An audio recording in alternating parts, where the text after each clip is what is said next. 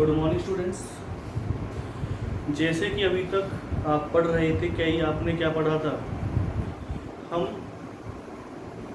Isomerism के बारे में पढ़ रहे हैं और आइसोमेरिज्म में आप पढ़ रहे थे स्ट्रक्चरल आइसोमेरिज्म के बारे में। वहाँ पर हमने पढ़ा था टोटोमेरिज्म के बारे में।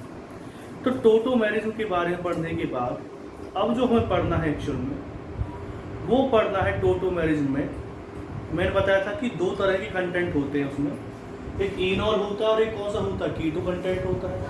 अब कौन सा कंटेंट ज़्यादा स्टेबल होगा इसके बारे में हमें पढ़ना था कि इनॉल कंटेंट ज़्यादा स्टेबल होगा, कीटो ज़्यादा स्टेबल होगा, वो हमें कैसे पता चलेगा। तो एक चीज़ मैं कुछ एग्जांपल्स के थ्रू आपको बताना चाह रहा हूँ। इसी टॉपिक का नाम होता है जीरो एंट्रोपी। एक साइंटिस्ट थे जीरो, उन्होंने इसके बारे में बताया था।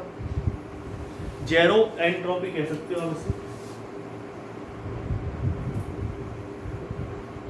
अब कैसे हम पढ़ेंगे इसके बारे में, हमें पढ़ना है कि कौन सा कंटेंट ज़्यादा स्टेबल रहेगा और कौन सा नहीं। सबसे पहले शुरुआत करते हैं हम इस एक मॉलिक्यूल से, क्योंकि मैं आपको कल ही बता चुका हूँ कि कौन सा इनॉल कंटेंट होता है, कौन सा कीटो कंटेंट होता है और कैसे वो बनता है। तो मैं अब ज़्यादा आपको इस बारे में नहीं बताऊँगा, क्योंकि आपको अब चीज़ें पता होनी चाहिए, खुद पता होनी चाहिए। अब बार बार बताने से, बार बार चीज़ों को रिपीट करने से फिर आपको ही लगेगा कि मतलब वीडियो की लेंथ भी ज़्यादा बड़ी होगी।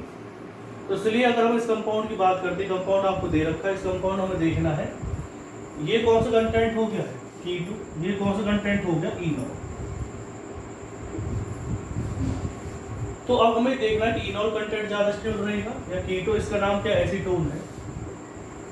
तो एक चीज़ मैं आपको बता देता हूँ कि इसका कीटो कंटेंट ज़्यादा स्टेबल रहता है, मतलब कि कीटो की फॉर्म में ज़्यादा एग्जिस्ट करेगा। इनॉल की सिर्फ इसकी कितनी परसेंटेज हो सकती है, ये आप कह सकते हो 2% तक इनॉल में एग्जिस्ट करेगा, लेकिन 98% तक कीटो, क्योंकि इसका कीटो फॉर्म क्या होती है, ज़्यादा स्टेबल होती है कंपेयर टू इनॉल फॉर्म। अब बात आती है कि इससे आगे जब हम क्वेश्चंस करने स्टार्ट करेंगे तो वहाँ से चीज़ें आपके सामने एक्चुअल में क्लियर होंगी कि ऐसा क्यों होता है। मैंने एक एग्जांपल लिया है और इसी के थ्रू मैं बहुत सी चीज़ें आपको आज समझाने वाला हूँ। देखिए इसके थ्रू आपको क्या क्या चीज़ें मैं समझाने वाला हूँ, कौन सा कंटेंट इसमें ज़्यादा स्टेबल रहेगा, कीटो या इनॉल। और ये बहुत ही ध्यान से आपको समझना है कि ऐसे क्या क्या रीजन्स होते हैं जिसकी वजह से कीटो या इनॉल सिस्टम ज़्यादा स्टेबल होता है।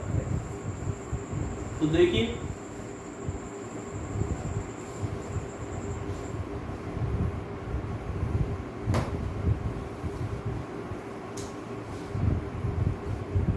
अगर मैं इसकी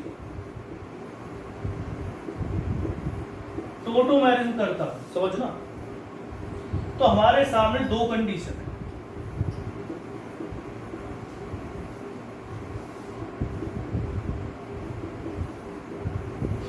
दो कंडीशन कौन कौन सी, या तो ये वाला हाइड्रोजन इधर की साइड शिफ्ट हो जाए, इधर की साइड शिफ्ट हो जाए, क्योंकि ये दोनों में से किधर की साइड भी टोटोमेरिज्म में पार्टिसिपेट कर सकता है।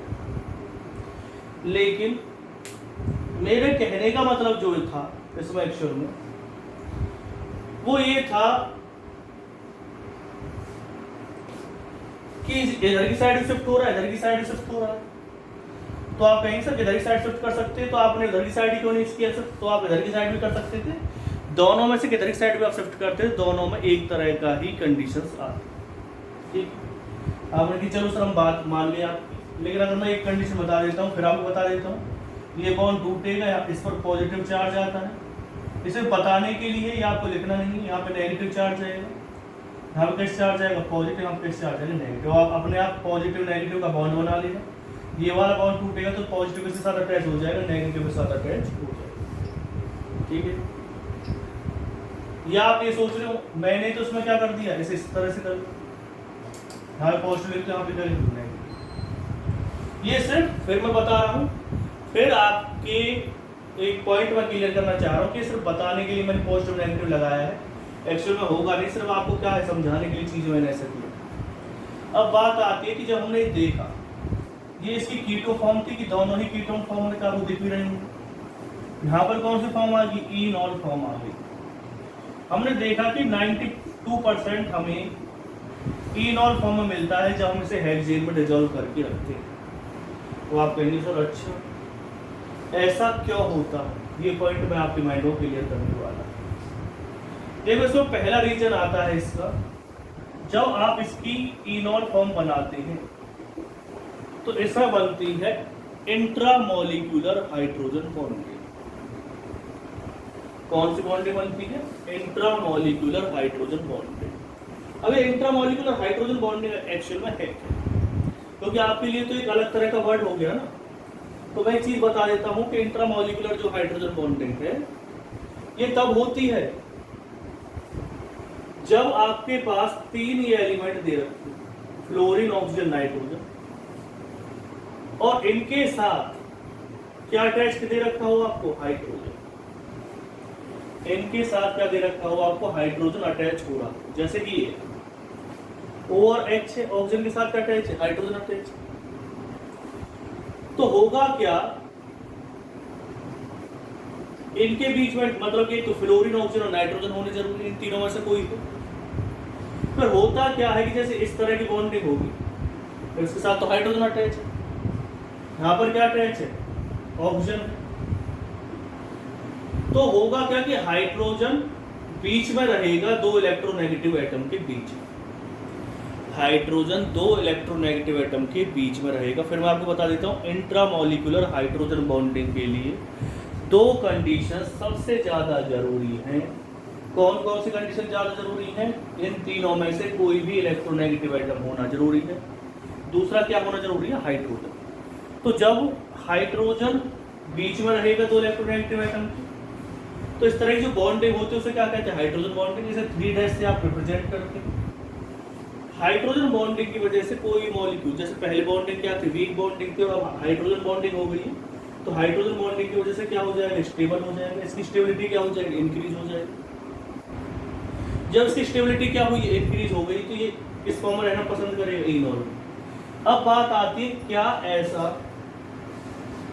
कीटो फॉर्म में हो सकता था? तो कीटो फॉर्म में ऐसा नहीं हो रहा था। क्यों नहीं हो रहा था?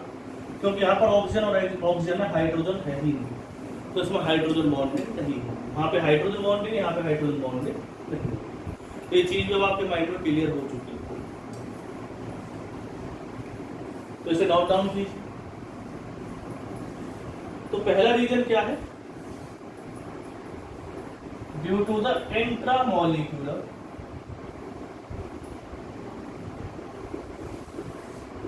Hydrogen bonding.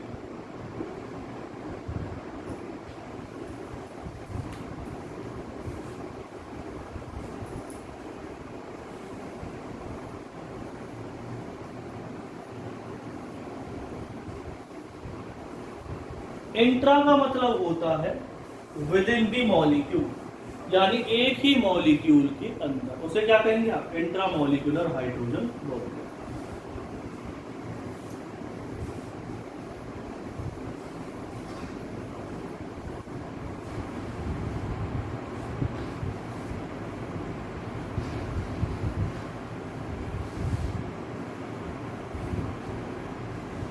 एक पॉइंट और क्लियर करना है इसके थ्रू।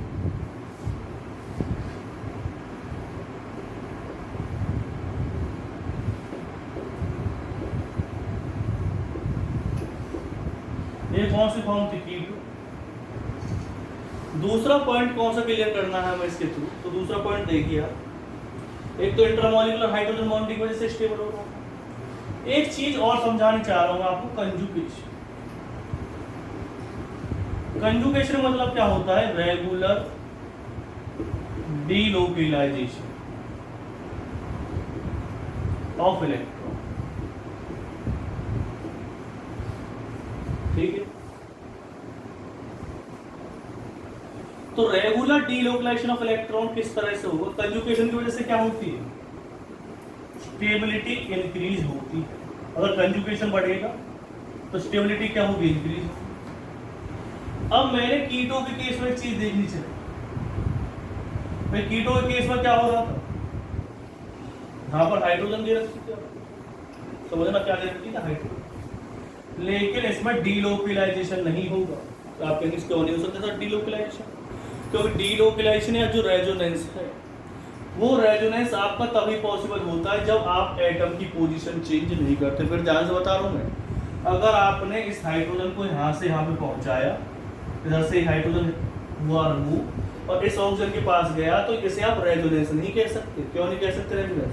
क्योंकि रेजोनेंस की जब मैंने डेफिनेशन बताई थी तो आपको क्लियर बताया था कि वहाँ पर एटम की पोजीशन चेंज नहीं होती, सिर्फ इलेक्ट्रॉन्स की पोजीशन क्या होती है, चेंज होती है। लेकिन यहाँ पर किसी पोजीशन चेंज हो गया एटम। तो अगर आप बात कर रहे हैं कि इसमें कंजुगेशन नहीं हो सकता क्योंकि इसमें एटम की पोजीशन चेंज हो, अब बात कर रहे हैं कि इसमें क्या ऐसा हो सकता है, इसमें बिल्कुल हो सकता है कंजुगेशन। कैसे? ये लॉन पेयर आपको बताया था कि नेक्स्ट एटम कैसी होनी चाहिए, sp2 हाइब्रिडाइज। तो नेक्स्ट एटम आपका sp2 हाइब्रिडाइज है, यहाँ पे चला जा सकता है, ये यहाँ पे जा सकता है, ये यहाँ पे जा सकता है। तो इसमें क्या हो रहा है, इन केस ऑफ इनॉल, इस कंपाउंड के इनॉल में, सबके इनॉल में नहीं, इस कंपाउंड के इनॉल में,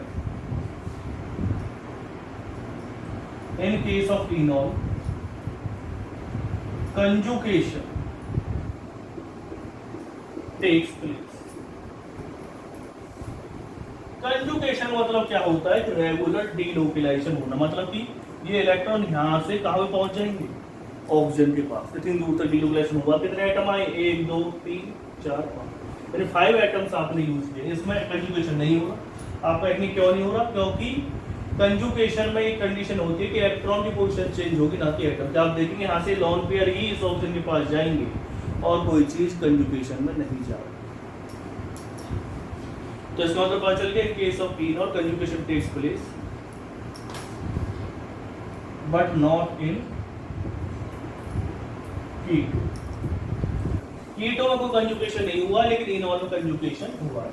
और कंजुगेशन होता तो स्टेबिलिटी क्या होती, इंक्रीज होती। तो ये पॉइंट आपकी समझ में अब आ गया, ठीक है। अब आते हैं इसके नेक्स्ट पॉइंट।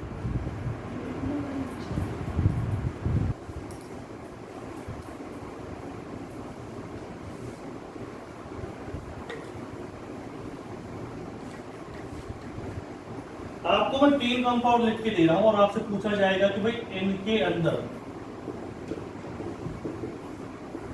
कौन सा कंटेंट ज्यादा स्टेबल है।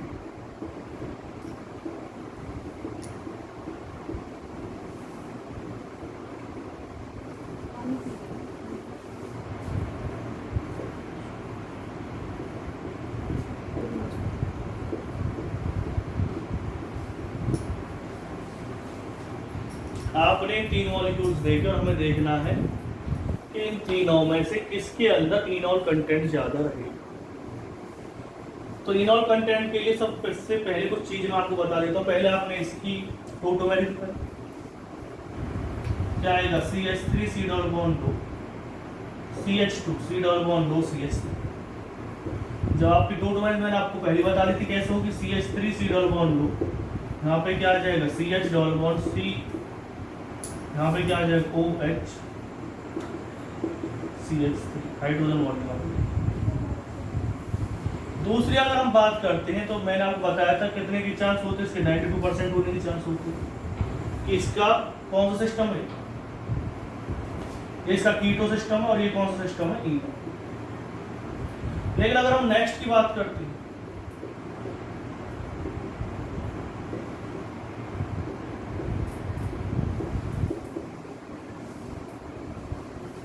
तो ये क्या बना देगा, CH3 C डबल बॉन्ड 2,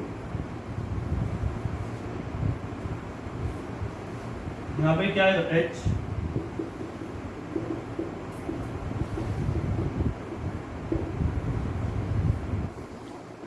अब बात आती है इसमें कुछ कंडीशंस। ये सिर्फ 8% की चांस होती है,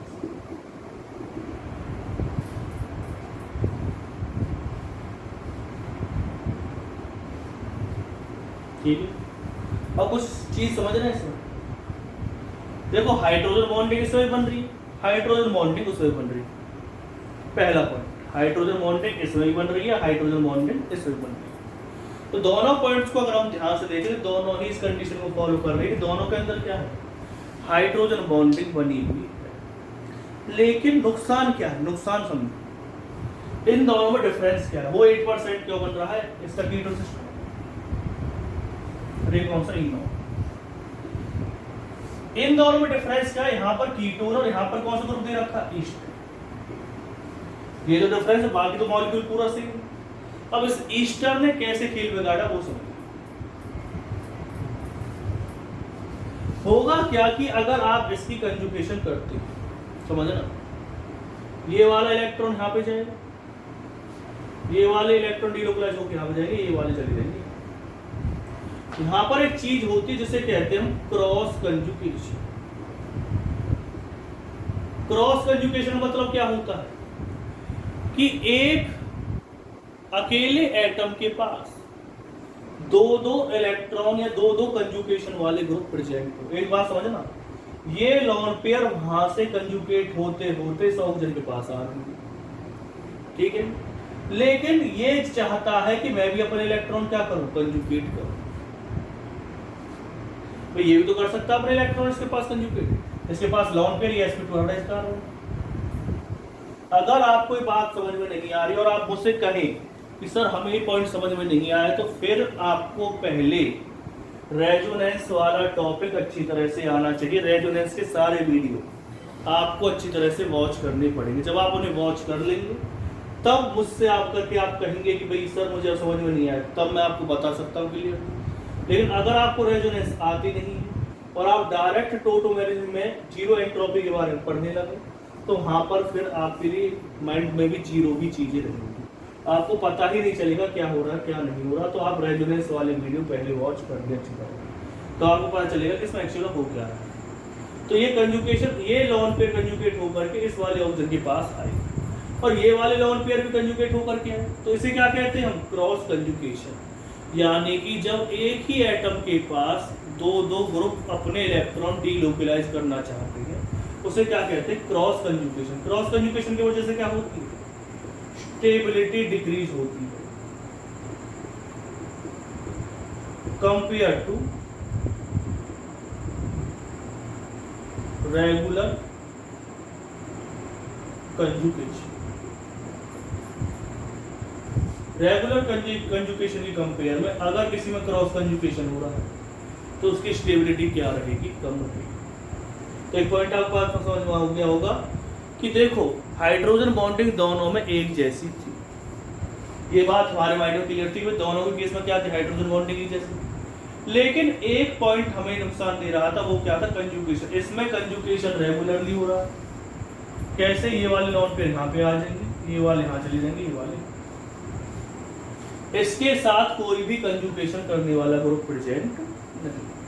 आप कहेंगे सर बिल्कुल आपने राइट चीज बताई है इसमें कि ऐसा क्यों हो रहा। मैंने हर एक पॉइंट आपको क्लियर करने की कोशिश की जिससे कि आपको हर एक पॉइंट क्लियर रहे, ठीक है।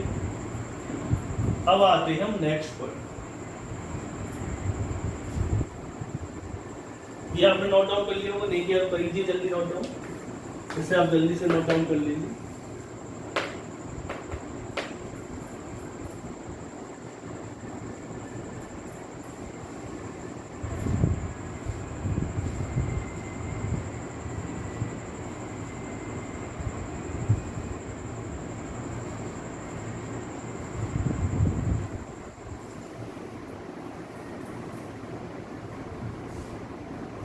अब आते हैं थर्ड।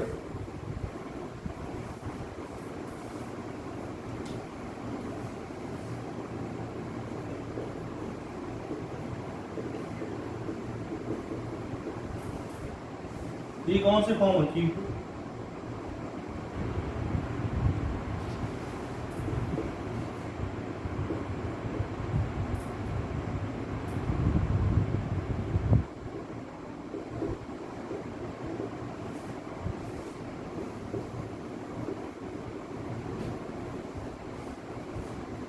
अब इसको एक पॉइंट देखिए,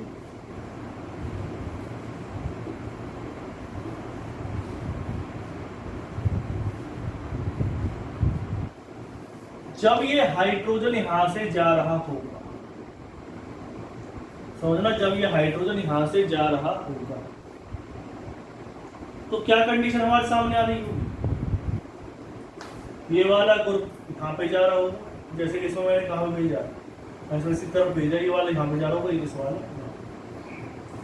लेकिन यहाँ पर भी तो ये अपने जल में दिखा रहा होगा, ये कह रहा होगा कि मैं रेजोनेंस करूंगा, ये कह रहा है मैं टोटोमेरिज्म करूंगा, दोनों में क्या होगी, लड़ाई होगी। इसमें दोनों ही कंडीशन एक जैसी है। इसका मतलब क्या है कि इधर की साइड जाएगा तब भी यहाँ पर एक दिक्कत इसी के साथ आएगी कि ये इलेक्ट्रॉन देना चाहेगा ये वाला ऑक्सीजन अपने, ये कहेगा हाइड्रोजन को मैं शिफ्ट करूंगा। दोनों साइड हमने करके देख लिया। इस वाले केस में क्या था, मैंने इस वाले केस को इस वाले केस से अलग कैसे किया, इस वाले केस में ये था कि अगर हाइड्रोजन को आप यहाँ पे भेज दें तो इसके साथ ये हाइड्रोजन हम ट्रांसफर करके ऑक्सीजन पास चला जाता। लेकिन इस दोनों डिफरेंस क्या है, इधर की साइड में क्या दे रखा है आपको, ईस्टर ग्रुप दे रखा है। तो अगर आप हाइड्रोजन को इधर की साइड भेजना चाहेंगे तो ये ऑक्सीजन के लॉन्ग पेयर उसके साथ क्या करेंगे, इंटरेक्शन करेंगे, वो कहेंगे कि कार्बन ग्रुप को तो हम अपने इलेक्ट्रॉन देंगे और आप कहेंगे हम तो टोटोमेरिज्म करेंगे। तो इसमें भी क्या होगा, एक तरह से क्रॉस हो जाएगा। और जब क्रॉस होगा, इस वाले में एक कंडीशन ये तो थी कि भाई इधर की साइड इलेक्ट्रॉन नहीं जा, इधर की साइड हाइड्रोजन नहीं जा पा रहा था। क्यों नहीं जा पा रहा था, क्योंकि इधर की साइड क्या था, वही डीलोकलाइजेशन का केस फंसता, दोनों आपस में लड़ाई करते। लेकिन हमने हाइड्रोजन के थ्रू इस हाइड्रोजन को कहाँ भेज दिया, इधर की तरफ भेज दिया, इधर की तरफ नहीं भेज पा रहे थे क्योंकि वहां पर क्रॉस कंजुगेशन होता। ये इधर से इधर की तरफ चला गया है, यहाँ पर क्रॉस कंजुगेशन नहीं हुआ। लेकिन यहाँ पर कहीं भी भेज के देख लेना, क्रॉस कंजुगेशन जरूर होगा। इस वजह से सिर्फ आपको 10⁻³ फॉर्म में ही मिलेगा। ज्यादातर 100% चांस कीटो फॉर्म के एग्जिस्ट होने के हैं, ना कि इनॉल फॉर्म। तो मैंने तीनों को अगर आपको बताया तो सबसे ज्यादा जो एग्जिस्ट करता है वो ये करता। अगर जैसे ही आप ईस्टर ग्रुप इंक्रीज करते हैं कंपाउंड के अंदर, उसकी इनॉल फॉर्म में एग्जिस्टेंस कम होती चली जाएगी। तो आप ईस्टर ग्रुप से बचे अगर आपको किसी भी कंपाउंड को इनॉल फॉर्म में रखना है।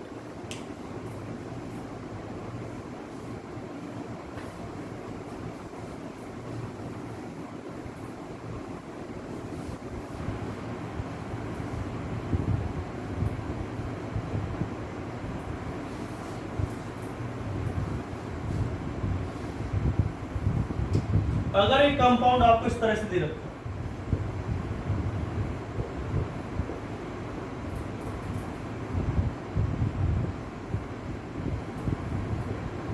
इसकी आपने टोटोमेरिज्म करी, ये कौन सी फॉर्म है, कीटो।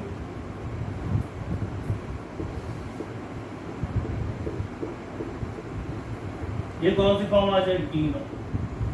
100% किसमें एग्जिस्ट करेगा, इनॉल को। आप कहेंगे सर क्यों, तो एक चीज आप ये देखिए, किस चेन में चला गया, एरोमेटिक। यहां पर कैसे कंपाउंड थे, नॉन एरोमेटिक। तो एटलीस्ट आप एरोमेटिक और नॉन एरोमेटिक में से एक चीज तो समझ ही गए होंगे, एरोमेटिक ज्यादा स्टेबल होता है कंपेयर टू नॉन एरोमेटिक के। तो ये वाला जो सिस्टम है वो क्या रहेगा, ज्यादा स्टेबल रहेगा कंपेयर टू इसलिए ये 100% चांस है इनॉल फॉर्म में एग्जिस्ट करने की कंपेयर टू कीटो फॉर्म। तो ये पॉइंट आपके माइंड में क्लियर हो गया हो।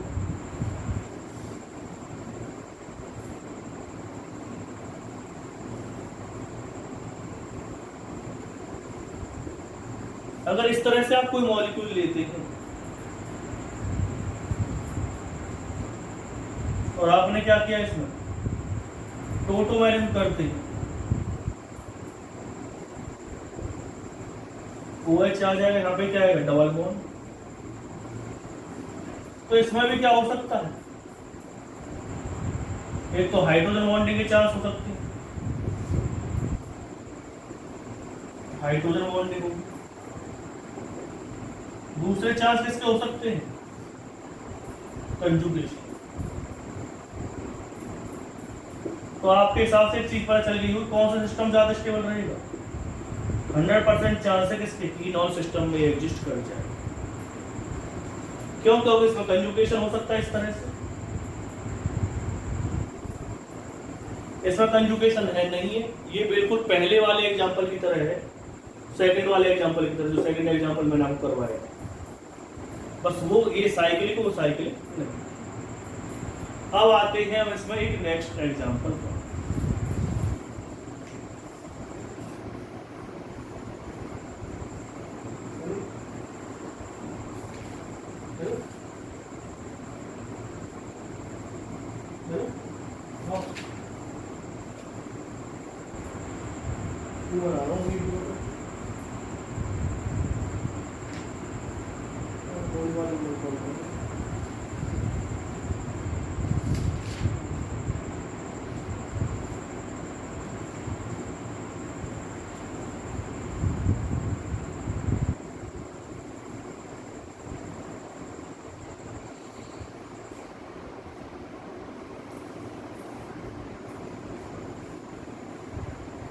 अगर हम नेक्स्ट कंपाउंड की बात करते हैं, ऐसे कोई एग्जांपल लेते हैं उसमें, वो देखिए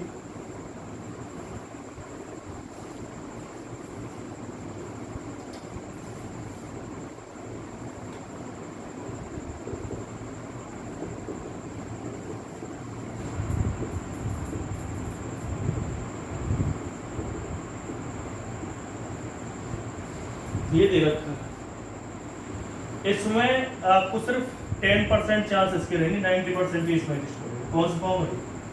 कीटो ये कौन सी?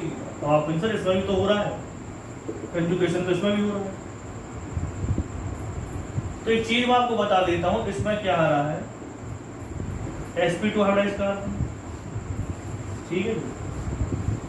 और sp2 हाइब्रिडाइज्ड कार्बन की वजह से क्या होगा, इसमें मोर एंगल स्ट्रेन। और अगर मुझसे कोई ये कही हुई सर एंगल स्ट्रेन बताओ, एंगल स्ट्रेन क्या होता है, तो वो मैं आपको नहीं बताऊंगा, क्योंकि एंगल स्ट्रेन हमने कई बार पढ़ लिया है। मैंने एंगल स्ट्रेन आपको ऑलरेडी बता दिया है जब हमने साइक्लिक कंपाउंड्स यानी हीट ऑफ कंबशन के बारे में पढ़ा था। यहाँ जहाँ पर हम एप्लीकेशंस पढ़ रहे थे किसकी, रेजोनेंस के, हाइपर कंजुगेशन की, तो वहाँ पर मैंने पॉइंट आपको क्लियर करवा दिया था। क्योंकि इसमें मोर एंगल स्ट्रेन होगा तो ये क्या रहेगा, कम स्टेबल रहेगा। पहला वाला जो एग्जांपल लिया था उसमें इस तरह के sp2 हाइब्रिडाइज्ड कार्बन नहीं, तो उसमें एंगल स्ट्रेन क्या था, उसमें एंगल स्ट्रेन कम था, इसमें एंगल स्ट्रेन क्या है, ज्यादा, इसलिए कम स्टेबल रहेगा। तो ये पॉइंट अब आपके माइंड में क्लियर हो चुका होगा। अब आते हैं नेक्स्ट पॉइंट।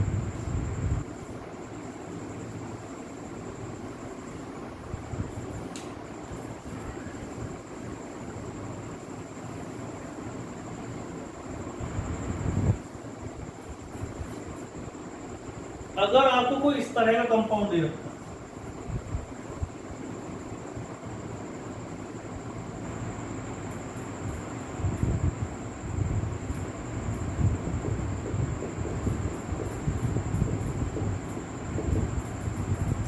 आर की जगह पे आप मान के चलिए आपने क्या लगा दी, CH3 C2H7 इस तरह के ग्रुप लगा दिए। ये कैसे ग्रुप है, इलेक्ट्रॉन रिलीजिंग ग्रुप। ये इलेक्ट्रॉन रिलीजिंग ग्रुप है।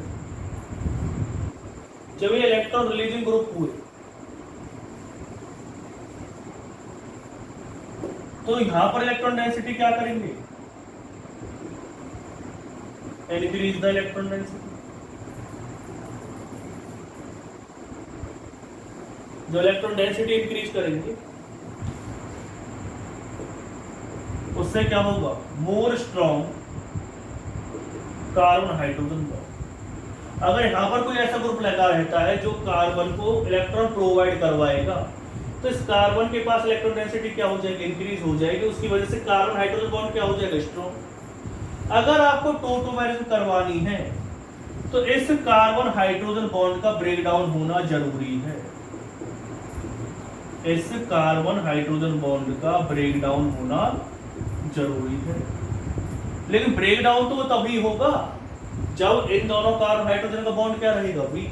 वीक कब रहेगा, जब R की जगह पर कोई इलेक्ट्रॉन विड्रॉइंग ग्रुप लगा रहता। लेकिन ये कैसे ग्रुप है, CH3 C2H5 electron releasing group है, तो इलेक्ट्रॉन डेंसिटी को क्या कर देंगे, यहाँ पे ये इलेक्ट्रॉन डेंसिटी को यहाँ पर क्या करेंगे, बढ़ाएंगे। बढ़ाने से क्या होगा, कार्बन हाइड्रोजन बॉन्ड इतनी इजीली ब्रेक डाउन नहीं होगा।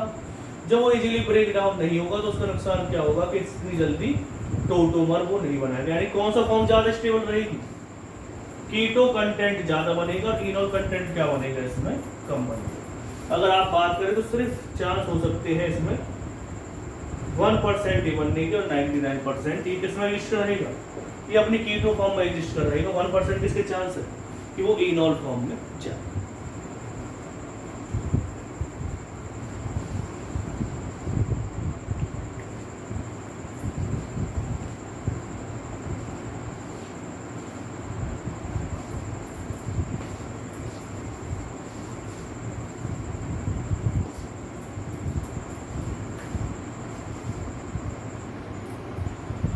लेकिन अगर आप इसकी जगह पर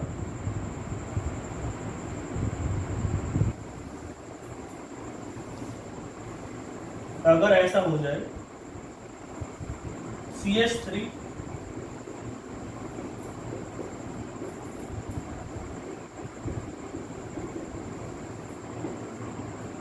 आर डैश जो आपने लिया वो इलेक्ट्रॉन विड्रॉइंग ग्रुप ले लिया, जैसे NO2 ले लिया आपने, या क्लोरीन ले लिया, या फ्लोरीन ले लिया, या ब्रोमीन ले लिया। कैसे ग्रुप है? Electron withdrawing group. अगर आप इलेक्ट्रॉन विड्रॉइंग ग्रुप लेते हैं तो उससे क्या होगा? ये वाला ग्रुप यहाँ पे जाएगा, ये वाला चला जाएगा, क्या बना देंगे? CH3 C double bond 2 C R dash.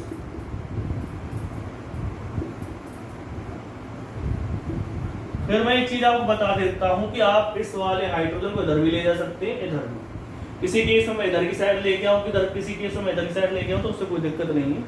कुछ कंडीशंस ऐसी होती है जब आप एक साइड ले जा सकते हैं, लेकिन ज्यादातर केस में क्या होगा, इधर साइड दोनों साइड ले जा सकते हैं। अब एक बात समझना, NO2 कैसा है?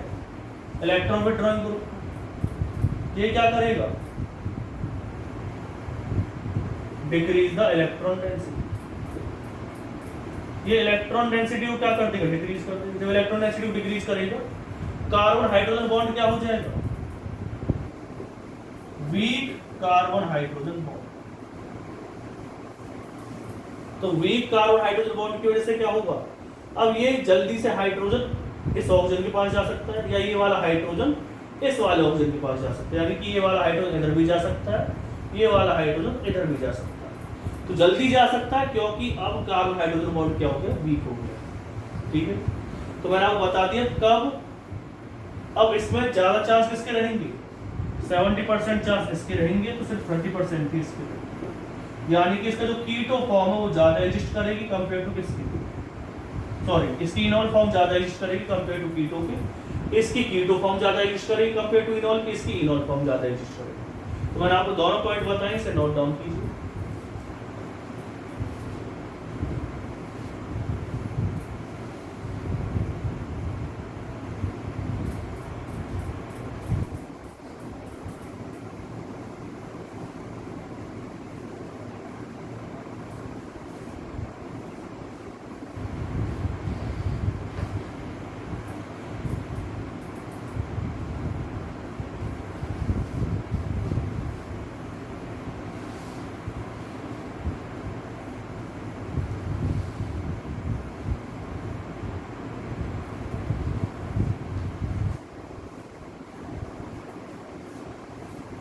एक लास्ट एग्जांपल की अगर हम बात करते, इस तरह से कोई ग्रुप अगर आपको दिया,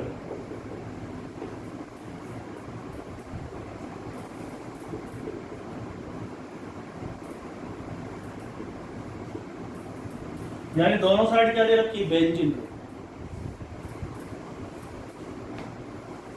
तब क्या होगा?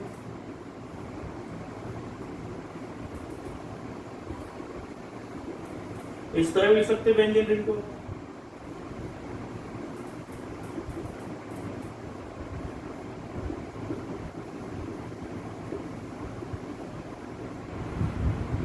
तो इस वाले केस में क्या होगा? 100% किसके चांस रहेंगे? इनॉल के, और 0% किसके चांस रहेंगे? ऐसा जो कंपाउंड होता है वो इनॉल पे ज्यादा एग्जिस्ट करेगा कंपेयर टू किसके? कीटोन के। किस वजह से? क्योंकि इसमें क्या हो सकता है? कंजुगेशन हो सकता है, रेगुलर कंजुगेशन। ये वाला ग्रुप ध्यान जा सकता है,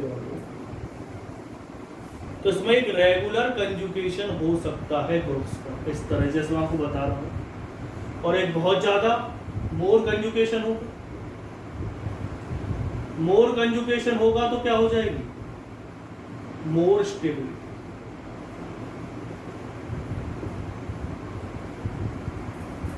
तो इस चीज को आप नोट डाउन कर।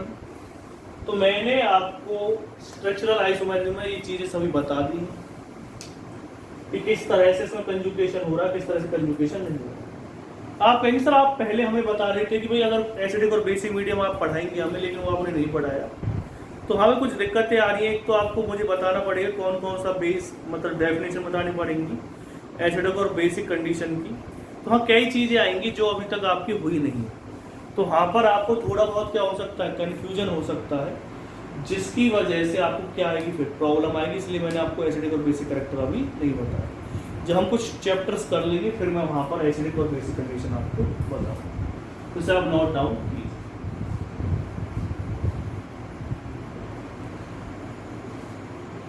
और ज़्यादा से ज़्यादा वीडियो को वॉच कीजिए, इससे आपको पता चल जाएंगी कौन सी कंडीशंस कहाँ पे फॉलो हो रही है। और जो अपने फ्रेंड्स हैं उन्हें भी बताइए, जिन्हें पता चल सके कि इस तरह से मतलब कि ये जो क्वेश्चंस हैं वो नीट में भी आते हैं, मेंस में भी आते हैं, एडवांस में भी आते हैं। तो इनसे अगर कोई मेंस या एडवांस की तैयारी कर रहा है, नीट की तैयारी कर रहा है, तो वो इसका इन वीडियो को वॉच करके उसकी बहुत ज़्यादा क्या हो सकती है, हेल्प हो सकती है। और अभी उसके पास टाइम नहीं है क्या करने के लिए, इनकी प्रिपरेशन करने के लिए।